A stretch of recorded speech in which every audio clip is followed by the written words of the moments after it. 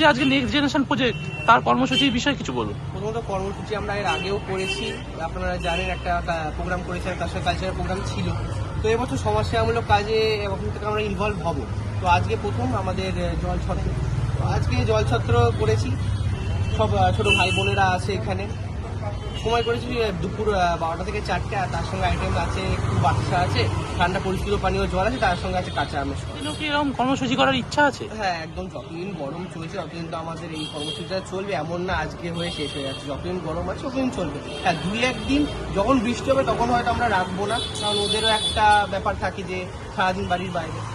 চলবে, যতদিন গরম আছে চলবে। এরপরেও আমাদের অনেক প্ল্যান ভাবা আছে, পরবর্তীতে আমাদের আপনাদের সামনে সবকিছুই তুলে ধরা হবে। নেক্সট জেনারেশন প্রজেক্টের পক্ষ থেকে যে উদ্যোগ, তো আপনার কেমন লাগছে? খুবই ভালো লাগছে, ছোট ছোট ছেলেমেয়েরা এগিয়ে যাচ্ছে অ্যান্ড তারা সমাজের জন্য ভাবছে, এটা অনেক বড় একটা ব্যাপার। সবাই ওদেরকে সাপোর্ট করুন, পাশে থাকুন, আর মানে প্রে করুন যারা এগিয়ে যায়, এবং যতটুকু পারবেন নিজের এন্ড থেকে তাদেরকে সাহায্য করুন।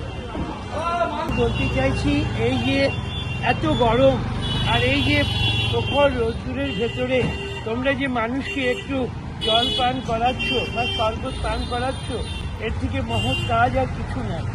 কেননা মানুষ এই রোদে সে তৃষ্ণার্ত, সেই তৃষ্ণা যদি তোমরা দূর করতে পারো তবেই তো তুমি মহান, তোমরা সবাই মহান।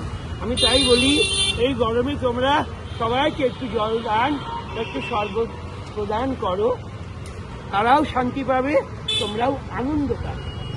সাধারণ মানুষের তো সারা আছেই, আশা করি এভাবে সাধারণ মানুষ আমাদের আশীর্বাদের হাত মাথায় রাখবে।